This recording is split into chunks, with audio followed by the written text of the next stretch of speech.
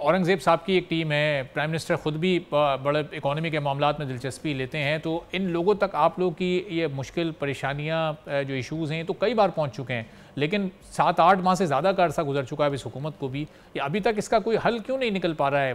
वाकई इनके पास कोई हल मौजूद नहीं है या इनके पास कोई फिस्कल स्पेस नहीं है आप लोगों को रिलीफ देने के लिए? मैं एज ए प्रेसिडेंट FPCCI मैं काफ़ी सारे बोर्ड्स का PM हाउस में PM सेक्रेटेरिएट के जितने भी इनके बोर्ड्स हैं उसका भी मैं हिस्सा हूँ। PM साहब खुद कोशिश कर रहे हैं और ये इसके लिए एक टास्क फोर्स भी बनी हुई है जिसका भी मैं पार्ट हूँ। मुझे उम्मीद है कि अभी चीज़ें जाके ग्रेजुअली थोड़ी बेहतर होना शुरू हो जाएंगी। अच्छा, और ये हाँ, और ये मज़ीद अभी कितना टाइम इसको तेज़ी के साथ बेहतरी में लगेगा, यानी इसके समरात हमें कब तक नजर आएंगे? टास्क फोर्स ये कोई महीना 1.5 महीने में अभी इसकी क्या पेश एंड ऑफ दिस ईयर दिसंबर तक आप देखेंगे, you will see the positive change what we expect. कुछ रीनेगोशिएशंस कुछ कामयाब रही हैं, कुछ IPPs के साथ मुज़ाकरात में कुछ मामला तय हो सकें या होने वाले हैं कि वो अपनी कॉस्ट में भी कमी करें, अपनी प्रॉफिट टेकिंग में भी कमी करें? जी बिल्कुल, मुज़ाकरात टास्क फोर्स कर रही है और इसमें कमी एक्सपेक्टेड है। ठीक है, और ये जो इंटरेस्ट रेट वाला भी आप लोगों का चूंकि एक इशू है, इसमें तो बहुत आसानी के साथ कोई 4.5-5% की कमी हो सकती थी, लेकिन ये जो 2% तक महदूद रखा हुकूमत और स्टेट बैंक ने अपने आप को, तो उससे ज़ाहिर है आप लोगों को भी वो रिलीफ नहीं मिल सका। तो as a task force member आप तो अपना केस बड़ा स्ट्रांगली गवर्नमेंट के सामने रख सकते थे, फिर क्यों नहीं उसको कंसीडर किया गया? हम तो कह रहे हैं कि इन्फ्लेशन के साथ मॉनेटरी पॉलिसी हमेशा लिंक्ड है।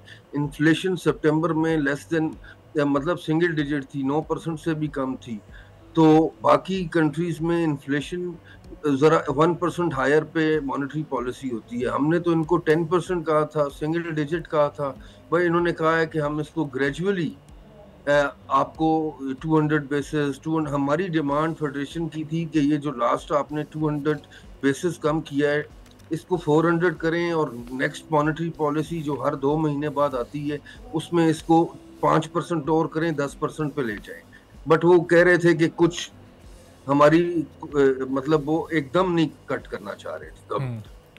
लेकिन आदिल साहब ये बताएं कि जब ये इसमें इजाफा होता है तो वो इजाफा भी तो एकदम कई उसमें हम देखते हैं 4% या 5% के भी हमने इजाफे 22% पे ऐसे तो नहीं पहुंची।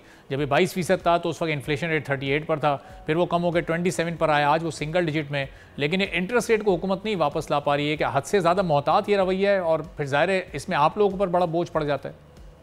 जी हमारे पे बहुत बोझ है, हमारी इंडस्ट्री चल ही नहीं पा रही बिकॉज ऑफ ये हायर कॉस्ट है और हम ये चाह रहे हैं। बट ये है कि इन्फ्लेशन को देखते हुए उम्मीद मैं करता हूं कि ये जो नेक्स्ट पॉलिसी आएगी इसमें अच्छा खासा कट डाउन आएगा। सब्सक्राइब करें और बेल दबाएं ताकि कोई खबर रह न जाए।